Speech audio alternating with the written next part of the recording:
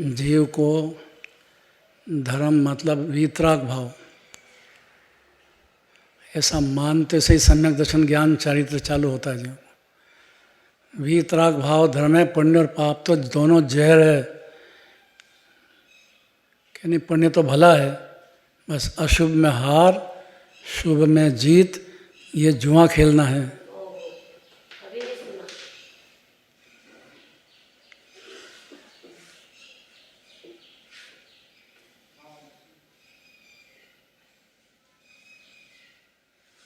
अब देखो एक एक शांति से पढ़ना है।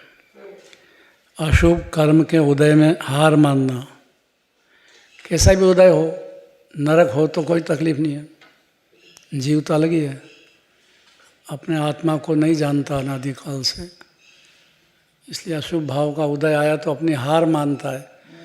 अरे आया तो खिल रहा है, आया है, बन गए थे आपके परिणामों के अनुसार, तो उसका खिलने का मौका है ना, फिर नए बांध लो। ये धंधा है, ये जुआ खेलना है। दूसरा, शुभ कर्म के उदय में विजय मानना, शुभ कर्म के उदय में विजय मानना। हाँ, हार हो रही है, शुभ कर्म में नहीं, शुभ कर्म के उदय में जुड़ान करता है। जो मेरे पास पैसा है, मैं नगर सेठ हूँ, मैं ये हूँ, बस शुभ कर्म के उदय में मान साधता है।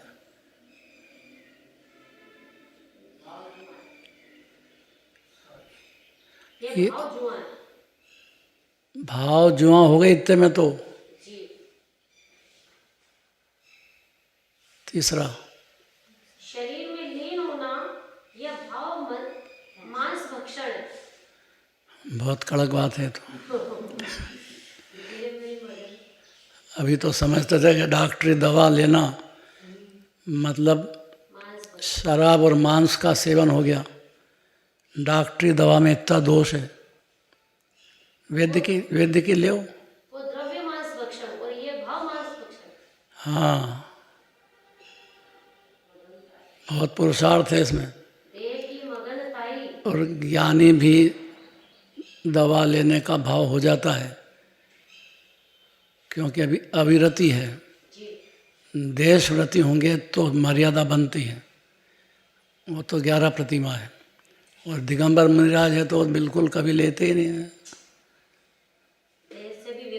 वो तो जिसने एक बार घर पे आहार देने की भावना बना ली, समझ लो संसार सागर से पार हो गया। दिगंबर मुनिराज को आहार हो जाए, अनुमोदन कर दे, 700 मुनिराज पे उपसर्ग हुआ तो एक एक घर में उलूना हो गया। भोजन नहीं करेंगे जब तक मुनिराज का आहार नहीं हो जाए। इतना भी नहीं तो दिगंबर मुनिराज का भक्ति होना जरूरी है, नहीं तो पागल ही है पूरा अनादिकाल का जैसा रह गया। कुछ नहीं लिया जैन धर्म में आके, भावना तो भा सकता है।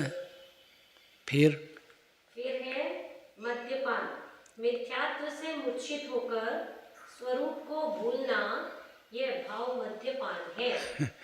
शराब जैसे पी लेते हैं, कि मैं शराब तो नहीं पीता हूँ, लेकिन आत्मा को भूला हुआ है और आत्मा को याद दिलाते हैं। उत्तरी जैन धर्म है, तो ये आत्मा कैसा है, कितने प्रेम से सुनना चाहिए और कितने विस्तार से सुनना चाहिए। आत्मा के 14 गुणस्थान क्या होते हैं, उसके तो बहुत सारी बातें आएगी। अनंत अनंत भेद हैं, ये तो खाली गिनती से 14 गुणस्थान में समाधि है। ये सब जीव को मिथ्यात्व दशा में चलेंगे। सम्यक्त होने पर जड़ खत्म हो जाएगी। अस्थिरता के जो चलेंगे वो चारित्र का दोष में गिनते हैं, श्रद्धा के दोष में नहीं गिनते हैं। क्या कहा ये? अस्थिरता के जो दोष हैं वो श्रद्धा के नहीं है, चारित्र के हैं। ये बात समझ जाए तो अज्ञानी नहीं रहेगा जी, नहीं तो अपने आप से नाराज रहेगा। ये तो मेरे तो ऐसा दोष चल रहा है, मेरा तो गुणस्थान ये चल रहा है, मैं तो क्या करूं। अरे भाई, उसको छुआ ही नहीं है। आनंद भगवान का कहना है तो बाहर है, बाहर अंदर आत्मा में तो कभी प्रवेश ही नहीं हुआ है। अगर ये समझ जाए तो रत्नत्रय उसी क्षण चालू होता है। समझ जाए, उसकी अत्यंत विनम्रता चाहिए जनराज के प्रत्यय, जनवाणी के प्रत्यय, साधर्मी का प्रेम चाहिए। परिवार को ठगों की टोली समझ जाए, नहीं तो डूबा रहेगा परिवार में, फिर जीवन बर्बाद कर देगा।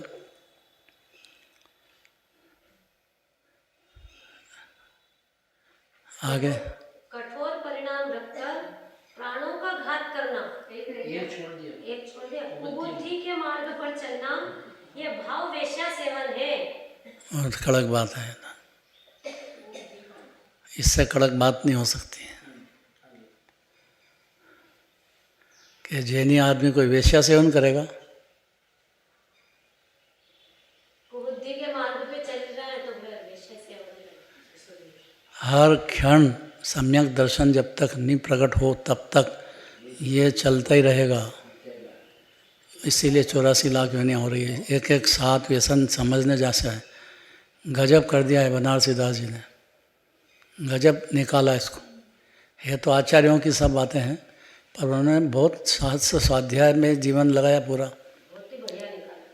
तो उन्होंने उसको सरल करके नाटक की भाषा में लिखा। क्योंकि जीव सिनेमा देखने के लिए या मैच देखने के लिए कितना टाइम लगाता है।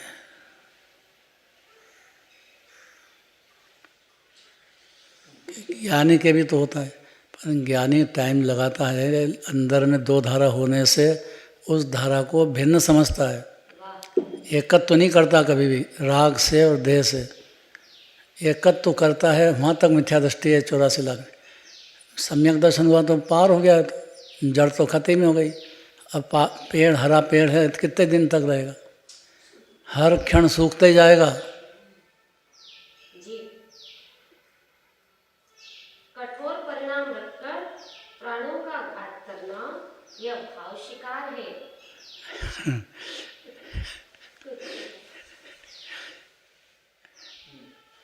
घबरा गया मैं, तो इतनी बीमारी हो गई है, मैं क्या करूं? तो अपने प्राणों का खुद ही घात कर दे, या घर में झगड़ा हो जाए, बाप बेटे में झगड़ा हो जाए। इसके लिए यहाँ पहले कोई भी भगवान का नाम याद करो तो उनकी माता जी का और पिताजी का नाम जरूरी है। देखो इसमें क्या नाम आया है, माता पिता का नाम बिगड़ तो घर में रहने का भी पात्र नहीं है। फिर जो माँ बाप की इज्जत नहीं करे, उनका कितनी मेहनत है, कैसा संभाला होगा। विद्या देवी देखो नाम, नेमिनाथ भगवान का। अरे नमीनाथ भगवान की बात चल रही, इतना नहीं मालूम? अरे जो कि बताओ ना। अरे ला, विख्या देवी माता का नाम, और विद्या देवी नहीं, विख्या देवी, नास्ती से कह दिया। हाँ, और विजयारथ पिता का नाम, राजा विजयारथ पिता। राजा विजय, तो ये नाम याद रखना चाहिए। आजकल जैसा नहीं करना चाहिए। बच्चे को भेजा अमेरिका पढ़ने, और वहाँ से आया समाचार कि भाई तेरे पिताजी की तबीयत यहाँ खराब हो गई, तो कि मैं क्या करूँ, जला देना। ये नहीं, ऐसा हुआ है, ऐसा हुआ है भाई।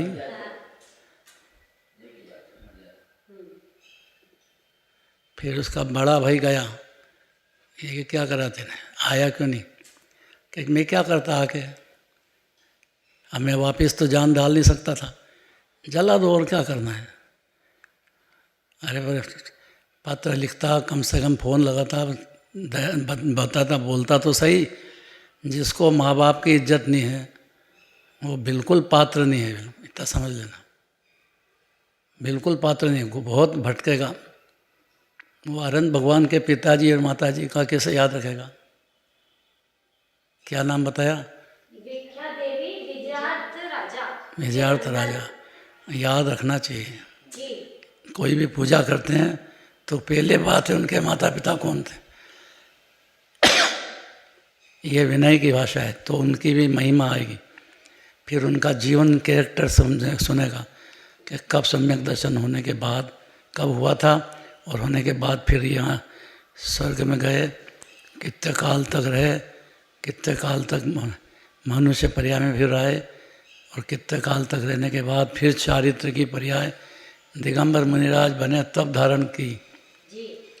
उसके पहले अंश में चारित्र चलता था, आत्मा में लीन था, बस इतना चारित्र है। लीनता पूरी नहीं होती, थोड़ी होती, तो चौथा गुण स्थान है। आत्मा का पसंद ही नहीं आवे तो फिर भाव व्यसन, भाव शिकार हो गया, भाव शिकार हो गया खुद का हर क्षण। जी बहुत ताकत का काम है, बहुत ताकत का काम।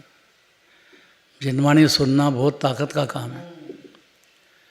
मन लगना तो बहुत ही गंभीर बात है, मन लगना भी नहीं होता है ना जीव का। ऊपर ऊपर निकल जाती बात, बैठा यहाँ है, दिखे के सुन रहा है, अंदर कहाँ घोटाले चलते हैं अंदर। देखो अपनी अपनी परिणति देखो, मालूम पड़ जाता है। फिर भी बैठा तो है ना।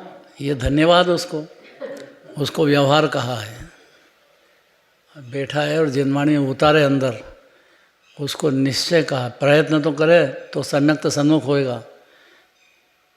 आत्मा से क्या दुश्मनी है? बैठा रहेगा तो भी आत्मकल्याण कर जाएगा। कहाँ की कहाँ बात कर रहा है? अंदर बिठानी पड़ेगी। अंदर बैठेगा श्रद्धा में तो सम्यक दर्शन होगा, सम्यक ज्ञान होगा, सम्यक चारित्र का अंश भी चालू हो जाएगा। फिर गुणस्थान पंचम होगा, जब प्रतिमा 11 प्रतिमा होंगी। दांत टूट जाएंगे जल्दी करेगा तो। पहले भाव व्यसन छोड़ना पड़ेगा। अब रेल पकड़ना है और टाइम हो गया है, अब आप जल्दी निकलो ना थोड़ा घर से। अब रेल ने सीटी दी, जब जा कर के होश में आया, तैयार होते होते होते अब 4 बजे की ट्रेन, क्या करे? तो जल्दी उठो, जाना है तो।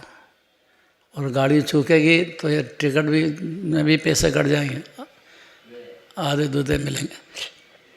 और जो प्रयोजन से जा रहा था तीर्थ, वो भी रह जाएगा।